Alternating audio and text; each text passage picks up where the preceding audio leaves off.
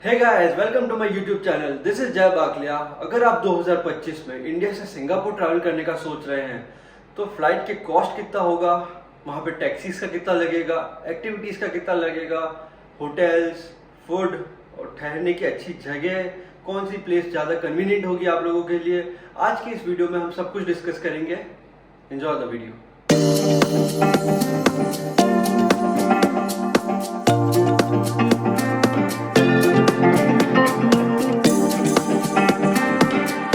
Let's proceed forward chronologically. तो आप सबसे पहले क्या करते हैं? आप सबसे पहले फ्लाइट बुकिंग करते हैं, होटल बुकिंग करते हैं, करेंसी कन्वर्ट करवाते हैं, एक्टिविटीज़ बुक करते हैं। तो इन सब के बारे में आज अपन बात करते हैं। सबसे पहले flight booking.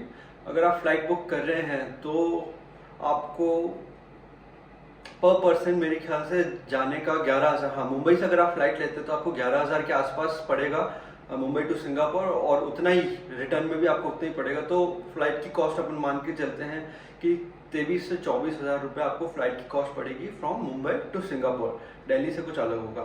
So now let's talk about hotels. Hotels में मैं आपको ये सजेस्ट करूंगा कि अगर आपका बजट थोड़ा सा लो है तो आप लिटिल इंडिया में जाके रहें। वहाँ पे आपको अच्छी होटल्स मिल जाएगी काफ़ी कम दाम में। मेरे ख्याल से 5,000, 6,000, 7,000 पर नाइट के लिए आपको रूम मिल जाएगा विद ब्रेकफास्ट।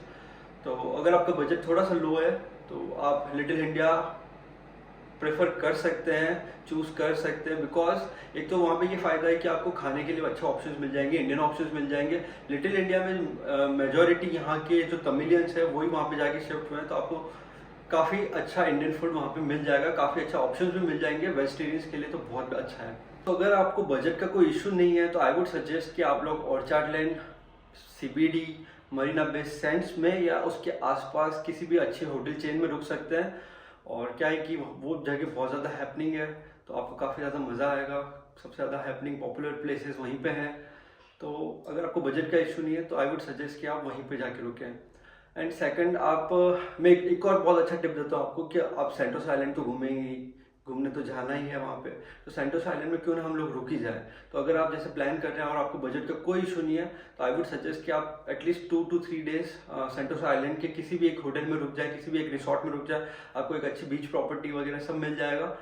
और अगर आपका बजट थोड़ा सा लो है तो आई वुड रिकमेंड कि आप प्लीज़ सेंटोस आइलैंड की जगह सेंटोस आइलैंड से थोड़ा दूर सिंगापुर में ही कहीं पे आप होटल ले लें। जाना आना इतना महंगा नहीं पड़ेगा, बट वहाँ पर रहना सेंटोस आइलैंड में काफ़ी ज़्यादा एक्सपेंसिव हो जाता है, और आप केबल कार के थ्रू आ जा सकते हैं बार बार। So now let's talk about taxis. Taxis का ऐसा है गाइस, जैसे यहाँ पे ओला और उबेर की ऐप है, वैसे वहाँ पे भी आपको ग्रैब ऐप मिल जाएगी। तो ग्रैब ऐप आप पहले से ही डाउनलोड करके जाए यहाँ से, और वहाँ पे जाके आपको जैसा जहाँ पे जाना है टैक्सी आप यूज़ कर सकते हैं। ग्रैब ऐप बहुत कन्वीनियंट है और काफ़ी ऑप्शंस मिल जाते हैं उसमें। आपके पास छोटा बच्चा है तो उसके लिए एक अलग ऑप्शन होगा, और आपकी बड़ी फैमिली है तो उसके लिए एक अलग ऑप्शन होगा, आप सिंगल हैं तो उसके लिए और अलग ऑप्शन होगा। तो काफ़ी ज़्यादा ऑप्शंस मिल जाएंगे आपको ग्रैब ऐप में ही, तो वो आने जाने के लिए काफ़ी कन्वीनियंट है। अगर आपका बजट थोड़ा सा लो है तो आई वुड रिकमेंड कि आप ग्रैब ऐप कम यूज़ करें और पब्लिक ट्रांसपोर्ट ज़्यादा से ज़्यादा यूज़ करें। पब्लिक ट्रांसपोर्ट सिंगापुर का वन ऑफ द बेस्ट है। आपको मेट्रोज मिल जाती है, बसेस मिल जाती है, जो आपको बहुत कम पैसों में आपको इधर से उधर ट्रांसफ़र कर देती है, और कनेक्टिविटी भी काफ़ी अच्छी है, पैसा भी बहुत कम लगता है। शायद एक ट्रिप का आपको $1 से $2 से उससे ज़्यादा नहीं लगेंगे, और आपको बहुत लंबी डिस्टेंस पर ट्रैवल करने को मिल जाएगा। टू एंड फ्रो बहुत ईजी हो जाता है। बस आपको या तो पास ही का मेट्रो स्टेशन ढूंढ के रखना है जो आपके होटल से बिल्कुल पास हो, एंड सेकंड आपको ये देखना है कि बसेस कहाँ से स्टार्ट होती, स्टार्टिंग स्टॉप कहाँ है बसेस का। बस ये चीज़ आप अगर आप ढूंढ लेंगे तो आपके लिए बहुत ज़्यादा कन्वीनियंट हो जाएगा। तो we have discussed about flights, hotels, transportation, public transport. अब हम बात करते हैं फूड के बारे में। तो मैं ये आपको प्रो टिप यही दूंगा कि अगर आप होटल बुक कर रहे हैं तो प्लीज़ ब्रेकफास्ट को इंक्लूड करवाइएगा उसमें। आप वही प्लान लीजिएगा जिसमें ब्रेकफास्ट ऑलरेडी इंक्लूडेड हो। ये आपके लिए बहुत कन्वीनियंट हो जाएगा कि अगर आप हैवी ब्रेकफास्ट ले लेते हैं ना तो आप लंच स्किप कर सकते हैं, क्योंकि आप इतने बिजी हो जाते हैं घूमने में, वैसे भी आपको लंच का टाइम मिलता नहीं है। और मेरे ख्याल से अगर आप प्रॉपर अगर लंच करने जाते हैं तो 1 से 1.5 घंटा वो वेस्ट होता है आपके टाइम का। तो यही रेकमेंड करूँगा कि आप हैवी ब्रेकफास्ट कीजिए, होटल में कीजिए, रूम के साथ जो इंक्लूडेड होगा, और फिर आप पूरे दिन घूमिए। चलिए खैर अब अपन बात करते हैं आपको कितना खर्चा आएगा, क्या होगा फूड पे। तो फूड वैसे वहाँ पे कॉस्टली है बिकॉज हाइजीन बहुत अच्छा मेंटेन करते हैं वो लोग, तो फूड थोड़ा सा कॉस्टली है और वेजिटेरियन ऑप्शंस बहुत कम मिलेंगे आपको। तो लिटिल इंडिया के आसपास अगर आप रहते हैं तो ये रेकमेंड करूँगा, या तो आप पैक कर लो या ऐसा कुछ, ताकि आपको इंडियन फूड मिल जाए और वेजिटेरियन फूड मिल जाए। और वो अगर आपके लिए इशू नहीं है और आप नॉन वेजिटेरियन हैं तो पूरे सिंगापुर में कहीं भी कोई इशू आएगा नहीं आपको खाने से रिलेटेड। बट खाना ज़रूर महंगा है वहाँ पे। तो मैं ये समझता हूँ कि पर डे आपको खाने के ऊपर जो एक्सपेंसेस होंगे मेरे ख्याल से 2 से 3 हज़ार आप मान के चलिए कि आपको पूरे दिन में खाने पे ऊपर लगाना ही पड़ेगा। 2-3 हज़ार, 4 हज़ार, 5 हज़ार तक भी जा सकता है पर डे खाने के ऊपर। और स्पेशली थोड़ा सा वेजिटेरियन फूड कम मिलता है तो थोड़ा महंगा भी होता है कुछ कुछ एरियाज में। सो now let's talk about activities.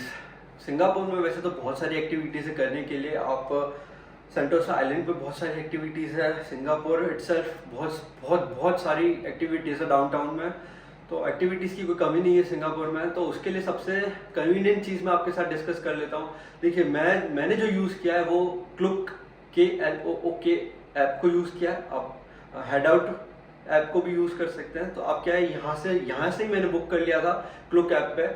Her day का मैंने एक स्लॉट्स बनाए थे, उसके अंदर एक एक्टिविटी को 2 एक्टिविटी को एडजस्ट करके इस हिसाब से मैंने पूरा प्लान किया था। तो मैं आपको भी ये रेकमेंड करूंगा कि इधर आप क्लुक ऐप से या फिर हेड आउट ऐप से आप पूरा एक्टिविटी प्लान कर सकते हैं। और जो लोग मुझसे पूछ रहे थे कि किस एक्टिविटी का कितना पैसा लगता है, तो मैं आपको ये बोलूँगा कि आप क्लुक ऐप डाउनलोड कीजिए और उस पर आपको हर एक एक्टिविटी का सामने प्राइस आ जाएगा, डे टाइम स्लॉट सब कुछ आ जाएगा। तो आप प्लीज़ उसी को डाउनलोड कीजिए और वो आपके लिए बहुत ज़्यादा कन्वीनियंट हो जाएगा। तो करेंसी ऐसा है कि करेंसी एक सिंगापुर डॉलर 64 इंडियन रुपीज़, यानी कि आप 64 इंडियन रुपीज़ का एक सिंगापुर डॉलर आपको पड़ता है। तो आई वुड रिकमेंड कि अगर आप जैसे 50,000 फॉर एग्जांपल 50,000 अगर आप लेके जा रहे हैं यहाँ से इंडिया से सिंगापुर, तो आई वुड रिकमेंड कि आप जो एक्सचेंज करवाएं 50,000 को इक्वल पार्ट्स में डिवाइड कीजिए, यानी कि डिवाइडेड बाय 2 25 आप कैश लेके जाइए, 25 आप कार्ड में लेके जाइए। और कार्ड में एक ऑप्शन होता है टैप एंड पे का, तो वो ज़रूर ऑन कर दीजिएगा। तो बहुत ज़्यादा कन्वीनियंट हो जाएगा, क्योंकि आप जब टैक्सी बुलाएंगे या फिर मेट्रो में ट्रैवल करेंगे, बस में ट्रैवल करेंगे, इनफैक्ट आप वहाँ पे कोई टिकट भी खरीदेंगे, कोई आइसक्रीम खरीदेंगे, तो टैप एंड पे would be very convenient for you. और कैश कम से कम यूज़ करें और टैप एंड पे ज़्यादा से ज़्यादा यूज़ करें। तो मैं ये रिकमेंड करता हूँ सबको कि आप प्लीज़ अपने जो करेंसी कन्वर्ट करा रहे हैं उसको 50-50 में डिवाइड कर लीजिए। कैश थोड़ा ही ले जाइए, यानी कि 50%, और बाकी सारा कार्ड में 50% होना चाहिए। तो ये आपको बहुत ज़्यादा कन्वीनियंट हो जाएगा। तो सिंगापुर बहुत सेफ सिटी है, वहाँ पे फ्रॉड होने के चांसेस बहुत ज़्यादा कम रहते हैं। तो टैप एंड पे is a very good option. So guys, हमने सारे जो बड़े एक्सपेंसेस है उस सब के बारे में बात कर ली। अब छोटे मोटे एक्सपेंसेस यानी कि सिम वगैरह ये सब तो आप क्लुक ऐप से या फिर कैसे भी करके आप मैनेज कर लोगे, ये कोई बड़े एक्सपेंसेस नहीं है। बट जो बड़े एक्सपेंसेस थे उन सब के बारे में अपन ने बात कर ली है, खुल के बात करी है। और अभी भी आपके पास में, आपके मन में कोई क्वेश्चन हो तो प्लीज़ आप कमेंट बॉक्स में मेरे साथ वो क्वेरी शेयर कर सकते हैं और I will try my best to answer. इसके अलावा कोई मेजर एक्सपेंसेस मुझे ध्यान नहीं है। एक वीज़ा का है, तो वीज़ा के बारे में मैं ऑलरेडी आपके साथ डिस्कस कर चुका हूँ पिछले व्लॉग में। तो आपको अगर वीज़ा के रिलेटेड कोई भी क्वेरी हो तो आप वो वाला व्लॉग देख सकते हैं। और इसके अलावा मेरे ख्याल से कोई और एक्सपेंसेस है नहीं। मोटा मोटी अपन ने सारा डिस्कस कर लिया है। और भी अगर आपके क्वेश्चन हो तो आप कमेंट सेक्शन में आप पूछ सकते हैं। और अगर मैं बात करूँ एक बजट ट्रैवलर की, तो आपका मोटा मोटी 1.5 लाख के आसपास तो खर्चा होगा ही करीब करीब। बस ये चीज़ अपन निकाल देते कि अगर आप बिल्कुल वो वाले होटल्स चूज करते हैं जो एक कैप्सूल रूम्स होते हैं ना, कैप्सूल रूम्स, अगर आप वो बिल्कुल चूज करते हैं जो आपको शायद 1500 रुपये 2000 रुपये में मिल जाए, तो एक वो बात अलग है। उसको अगर अपन निकाल के एक नॉर्मल बजट वाले की अगर अपन बात करें तो हाँ, करीब करीब उसको 1.5 लाख रुपए का खर्चा बैठेगा। और अगर आपको बजट का इशू नहीं है तो आपका एक्सपेंसेस तो कितने भी हो सकते हैं, आप कितना भी कर सकते हैं, 2 lakh 3 lakh 4 lakh, depending upon the choice of hotels, choice of restaurants, choice of food, ticket की क्लास, VIP एक्सपीरियंस, आप कुछ भी अपने अकॉर्डिंग चूज कर सकते हैं। बट मैं ये रिकमेंड करूँगा कि आप एटलीस्ट 5 डेज तो दीजिए सिंगापुर को। 2-3 डेज आपको सेंटोसा आइलैंड को देने चाहिए और सेम 3-4 डेज आपको सिंगापुर डाउनटाउन और सिंगापुर के अलग अलग जो पार्ट्स हैं, यानी कि लिटिल इंडिया आप घूम लिए, चाइना टाउन घूम लिए, तो इन सबको मैं आपको बोलूँगा, हाजी लेन वगैरह, ऐसे बहुत सारे वहाँ पे लेन्स हैं, तो प्लीज़ आप एक्सप्लोर कीजिएगा और अपने सिंगापुर ट्रिप को एंजॉय कीजिएगा। और अगर आप सिंगापुर ट्रिप मेरा ये वीडियो देख के जा रहे हैं तो प्लीज़ मेरे साथ शेयर कीजिएगा कि आपको कितना मज़ा आया, मेरी सजेशंस, मेरी एडवाइसेस, मेरी टिप्स आपके लिए हेल्पफुल रही या नहीं रही। मिलते हैं आपसे नेक्स्ट वीडियो में।